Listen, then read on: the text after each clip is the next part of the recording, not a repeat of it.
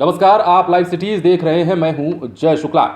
पूर्व मंत्री ददन सिंह यादव उर्फ ददन पहलवान के खिलाफ ईडी ने बड़ी कार्रवाई की है। आपको बता दें कि ददन पहलवान के 68 लाख की संपत्ति को जब्त किया गया है और यह कार्रवाई जो है मनी लॉन्ड्रिंग एक्ट के तहत की गई है। इस दौरान ईडी ने ददन पहलवान के कई जगहों पर स्थित उनके संपत्ति को जब्त किया है। उनके परिजनों के नाम पर जो संपत्ति अर्जित है उसको भी जब्त किया है और पूरी खबर हम आपको इसमें विस्तार से बताने जा रहे हैं। ईडी ने बड़ी कार्रवाई करते हुए पूर्व मंत्री ददन सिंह यादव उर्फ ददन पहलवान और उनके परिजनों के नाम पर अर्जित 68 लाख की संपत्ति को अंतरिम रूप से जब्त कर लिया है। Prevention of money laundering act यानी कि PMLA के तहत यह कार्रवाई की गई है। जब्त की गई संपत्ति में बक्सर के डुमरांव और उत्तर प्रदेश के बलिया में स्थित 11 प्लॉट शामिल है। इसके अलावा गाड़ियां और बैंक में जमा रुपए भी जब्त किए गए। ददन पहलवान, उनकी पत्नी उषा देवी और बेटे करतार सिंह के नाम पर अर्जित की गई जमीन, गाड़ियां और बैंक बैलेंस को ईडी ने जब्त किया है। इसमें पत्नी के नाम पर डुमरांव में खरीदे गए 7 प्लॉट और बेटे के नाम पर बलिया और डुमरांव में लिया गया 4 प्लॉट शामिल है।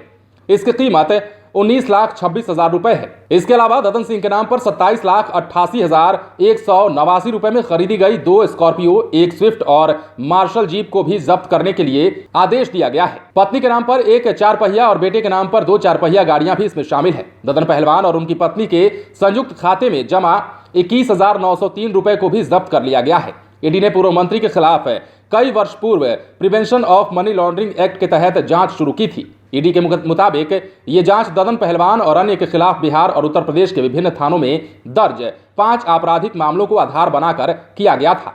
ये मामले आर्म्स एक्ट, हत्या का प्रयास, आपराधिक षड्यंत्र, धोखाधड़ी आदि से जुड़े हैं। कुछ मामलों में ददन पहलवान की पत्नी और बेटा भी सह अभियुक्त हैं। ईडी ने जांच के दौरान पाया कि अपराध से अर्जित पैसों से संपत्ति खरीदी गई और बैंक में भी बड़ी राशि जमा की गई।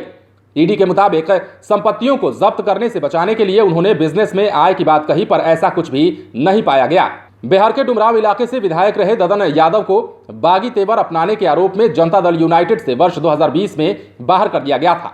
राबड़ी देवी की सरकार में मंत्री रहे ददन पूर्व में बैंक डिफाल्टर बनकर काफी सुर्खियों में रहे थे। उनके खिलाफ दिल्ली और पंजाब के कोर्ट में कई मामलों की सुनवाई चल रही है। वर्ष 2017 में बैंक द्वारा डिफाल्टर घोषित होने के बाद ददन पहलवान की राइस मिल और पटना के सगुना मोड़ स्थित करीब 1.5 कट्ठा जमीन को बैंक के द्वारा अपनी संपत्ति घोषित कर दी गई थी, जिसका विज्ञापन भी अखबारों में प्रकाशित किया गया था। ददन यादव के खिलाफ पहले दर्ज कुछ मामलों में सह आरोपी के तौर पर उनकी पत्नी उषा देवी और बेटे करतार सिंह यादव का नाम भी दर्ज है। ईडी की तफ्तीश में यह भी सामने आया है कि ददन पहलवान ने अपने परिजनों के नाम पर कई कंपनियों के मार्फत पैसों का लेन देन किया है, जबकि उस इनकम के सोर्स के बारे में तफ्तीश करने पर पाया गया कि फर्जीवाड़े के तहत वो उससे संबंधित कारोबार नहीं करते थे, लेकिन कागजों पर कारोबार का नाम और उससे धन अर्जित करने का जिक्र करते रहे हैं। वहीं ददन पहलवान के बेटे करतार सिंह ने सत्यवीर एग्रो कंपनी के नाम पर बैंक से लोन लिया था।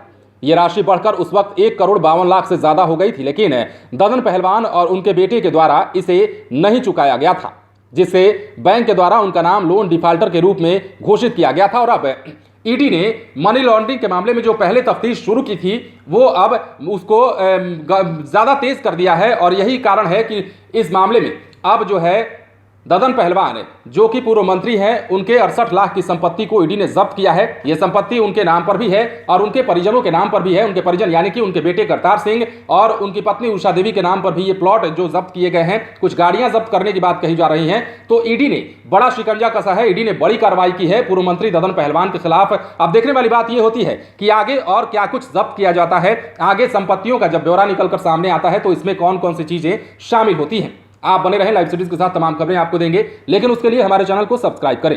अगर आप ये वीडियो फेसबुक पर देख रहे हैं तो पेज को लाइक करें। इसके अलावा ट्विटर पर जरूर फॉलो करें। धन्यवाद।